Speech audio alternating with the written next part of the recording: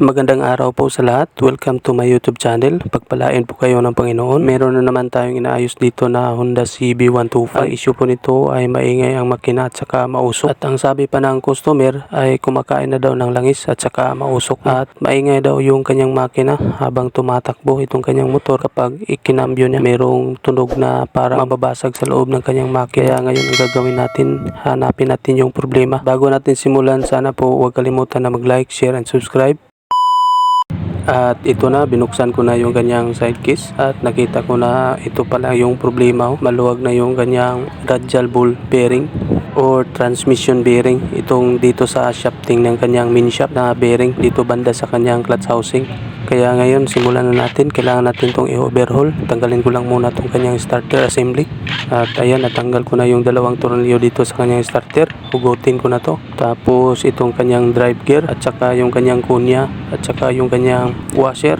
Tanggalin ko lang tong makapal na washer dito sa likuran ng kanyang drive gear. Tapos dito na naman sa kabila, tanggalin ko lang tong kanyang flywheel gamit itong ating magneto puller o flywheel puller. Ito na, natanggal ko na itong flywheel. Tanggalin ko lang itong puller dito sa kanyang flywheel. Tapos itong bearing, stick bearing. At saka sunod natin tanggalin itong tensioner at saka roller guide. Ngayon, tanggalin ko lang itong tornilyo dito gamit ating cordless impact. Tapos ito ring starter idle gear. Tanggalin ko lang to. At saka itong timing chain. Tanggalin ko lang rin ito. Ngayon, tanggalin ko lang itong kanyang engine support. Itong dalawang engine support na natira.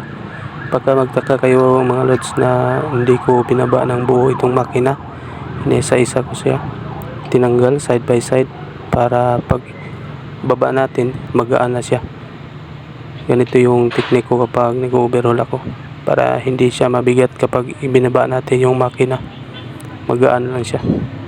Tingnan nyo mga lods, mga amigo, ayan, magaan na siya, hindi na siya mabigat. Kayang-kaya na nating buhatin gamit ng isang kamay. At ngayon mga lods, biyakin na natin tong makina gamit ang maso at saka martilyo. Ay hindi pala mga lods, biro lang yun. Gagamitin natin yung cordless impact at saka yung 8mm na socket wrench at saka 10mm na socket wrench. Tanggalin ko lang muna tong kanya tornilyo dito sa kanyang selector drum. Tsaka itong kanyang selector na natanggal ko na mga lods, mga amigo. Ingat-ingat po tayo sa pagtanggal ito kasi meron itong dalawang maliit na pin. Tsaka itong dito sa kabila, itong merong spring, itong tensioner ng kanyang selector. Tanggalin ko rin ito mga lods, mga amigo. At ito na, natanggal ko na yung kanyang selector kasama na yung kanyang pin. Sunod nating tanggalin itong circlip dito sa kanyang kicker at saka yung kanyang stopper or itong guide ng kanyang kickshop. Kasama na rin yung kanyang circlip. Tapos hugutin ko lang tong kanyang stopper dito sa kanyang kickshop. Ngayon dahil natanggal na natin yung kanyang cambio at saka yung kanyang selector, baliktarin na natin mga lods, mga amigo. Dito na naman tayo sa kabila, dito sa may bandang flywheel. Tanggalin ko lang tong mga tornilyo dito sa kanyang makina, dito sa center case. Tapos itong kanyang tornilyo dito sa kanyang tensioner spring at saka dito sa kanyang barrel bolt. Tanggalin ko lang ito mga lods. Tinanggal natin yung barrel bolt kasi meron siyang tornilyo dito sa likuran ng kanyang barrel bolt. Yan, kailangan natin tanggalin. Hindi natin mabibiyak itong makina kapag hindi natin natanggal ito tornilyo dito sa likuran ng kanyang barrel bolt. At ngayon mga lods, mga amigo, biyakin ko na itong makina para madali nating mabiyak itong makina. Ang sekreto dito, pukpukin natin ng konti dito sa may shafting ng kanyang counter shaft. At kapag gumalaw na siya ay hugutin na natin yung center crease dito sa kabila. Medyo matigas ito mga lods kasi gasket oil yung ginamit nila na maker dito sa kanyang center crease. Kasi masyadong malakas kumapit yung gasket maker na gasket oil, napakalagkit. Kaya nahirapan tayo dito sa pagbukas o pagbiyak na itong makina. At sa wakas mga lods, mga amigo, gumalaw na rin yung center case at nahugot na natin. At ito na, nabuksan na natin at ma-access na natin yung mga transmission at saka yung radial ball bearing o transmission bearing dito sa kanyang main shaft, dito sa shafting ng kanyang clutch housing.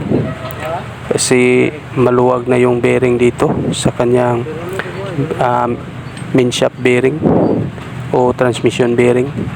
Ngayon hugutin ko lang tong kanyang transmission assembly dahil natanggal ko na yung kanyang selector drum at saka yung selector fork, kasama na rin yung kanyang pin. Ngayon tanggalin ko lang tong dalawang tornilyo dito na 6mm dito sa kanyang, para sa kanyang lock dito sa kanyang radial ball transmission bearing. Kasi meron ditong dalawang lock. Tips ko lang pala sa inyo mga ka-mechanics o mga lods, mga amigo, pag nag-overhaul kayo tulad nitong Honda CB125, dito yung nakaharap dapat yung shafting ng, kapag nagbibiyak kayo ng makina, nakaharap yung shafting ng counter shaft dito sa bandang itaas. Yan yung tamang posisyon sa pagbiyak ng makina para hindi malaglag yung mga washer o yung mga ibang maliliit na mga parts dito sa loob ng kanyang center case. At ito na mga lods, mga amigo, natanggal ko na yung kanyang bearing dito sa kanyang transmission. Ngayon papalitan natin to ng bago. At ito na yung bagong radial ball bearing o transmission bearing. Genuine yung pinabili ko sa customer, itong may-ari nitong motor, para wala tayong back job kasi mahirap na at saka napaka delikado kapag na back job to, at madadagdagan yung trabaho natin at masisira yung tiwala ng customer. Kaya hindi ako gumamit ng mumurahing bearing kapag dito sa loob ng makina. Honda genuine talaga yung pinabili ko sa customer. Doon ko siya pinabili sa Honda Center. Kaya ngayon ikakabit ko lang to mga lods kasi mahirap nang maback job, napakaraming tanggalin, tapos kakapagod kasi wala ng labor at sayang naman yung panahon o oras na sana nasa bagong customer o bagong gagawin natin na may labor. Hindi na tayo makakaalis dito. Kaya para maiwasan ang back job, siguruhin natin na matibay talaga yung pyesa na ginamit natin dito sa loob ng makina. Yung mga genuine parts talaga yung ikakabit natin para maiwasan natin. So far, so wala pa naman nangyari sa akin na ganito, na naback job ako sa pag-overhaul, sa awa ng Diyos.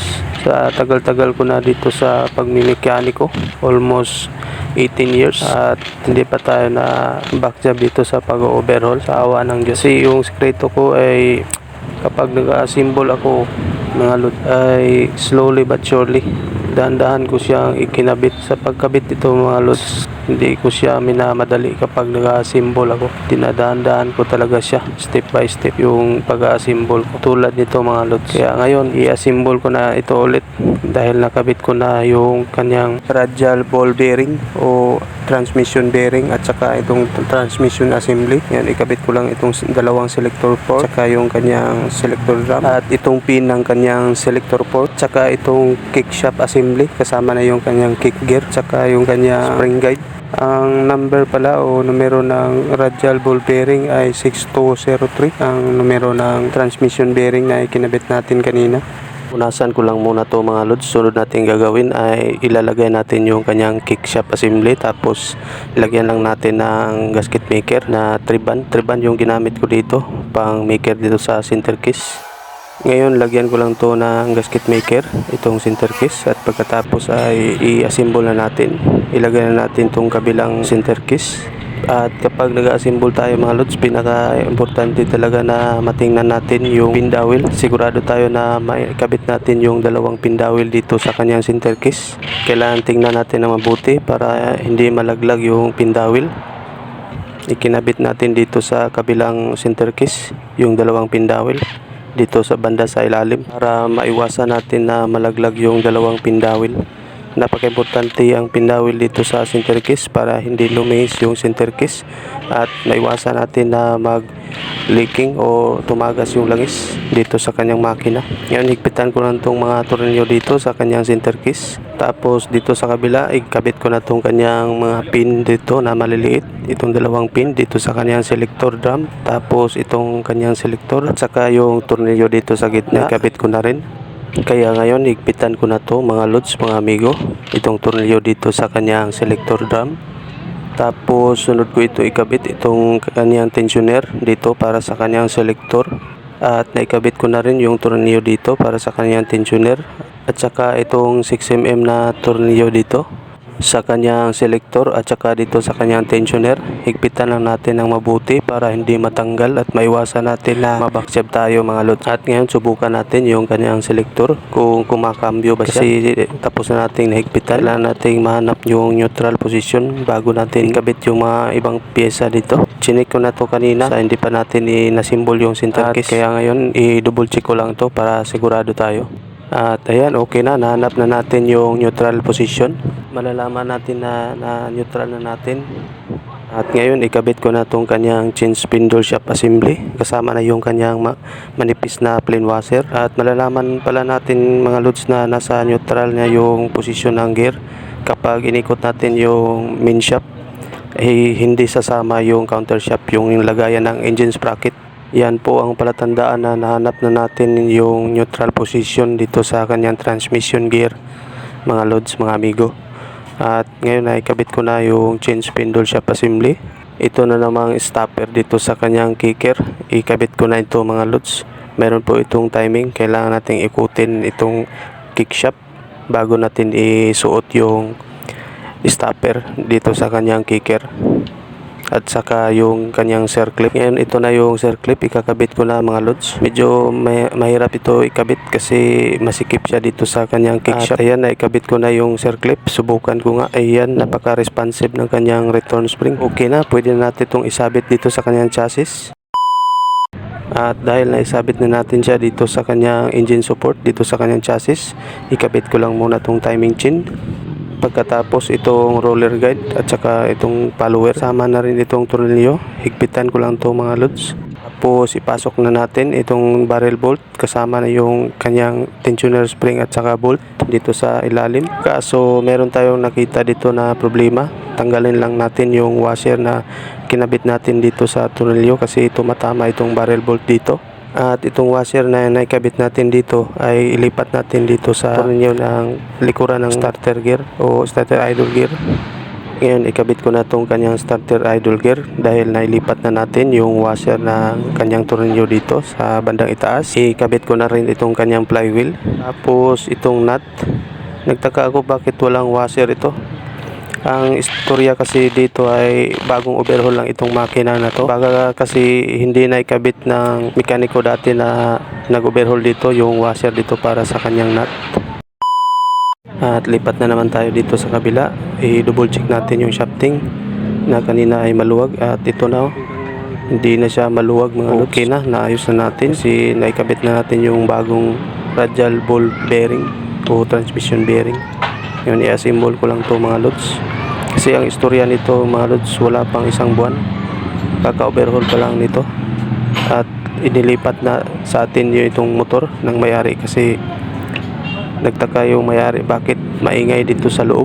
Bagong overhaul pa naman, bago pa lang yung kanyang side bearing at saka yung kanyang connecting rod. Kaya nung tinanggal natin, nakita natin yung problema ay di pala nakita ng mekaniko dati na umayos dito na nasira yung radial ball bearing o transmission bearing dito sa likuran ng kanyang clutch housing. Kaya napag-isip ng customer na lumipat dito sa atin kasi meron siyang kaibigan na nagsabi na dito daw sa motor meet dadalhin. Kaya first time na customer natin ito, ngayon pa lang siya nagpaayo sa akin. Kaya kailangan nating pagbutihin yung trabaho natin. At ito na, naikabit ko na yung clutch housing at saka yung kanyang oil pump. Kabit ko lang itong kanyang bearing dito sa kanyang clutch housing. At i-double check natin yung mga tornilyo dito kung mahigpit na ba talaga. At nahigpitan ko na rin yung dalawang nut dito sa kanyang clutch housing at dito sa kanyang oil pump gamit yung 19mm na socket wrench. Kaya ngayon ikabit ko na itong kanyang side case mismo. Nagkakagulo kami ngayon dito at saka yung mga kasamahan ko dito sa trabaho kasi napakalakas ng lindol kanina. First time namin na nakaranas ng ganun kalakas. Grabe ang lindol na yun, napakalakas ng aftershock sa amin dito sa Santo Tomas Tibalog, Davao del Norte. Paano na kaya doon sa Davao City na doon talaga yung sentro ng lindol. Kawawa yung mga tao doon. Napakalaki pa naman ng mga building doon. Sa panahon ng mga kalamidad mga lods, ingat-ingat po tayo palagi. Always pray lang tayo o magdasal lang tayo palagi sa Panginoon. At ngayon mga lods, ito na, napaandar natin yung motor ni sir. Final sound check tayo at okay na, napaka smooth na ng andar ng kanyang makina at saka hindi na maingay. At tuwang-tuwa si sir kasi okay na yung kanyang motor. At kung gusto nyo magpaayos sa akin personal, pwede kayong bumisita sa shop namin dito sa Motormet Santo Tomas de Balog, katabi lang ng Mr. DIY. Maraming salamat po at hanggang dito lang muna tayo. Red Chip sa lahat, peace, I'm out.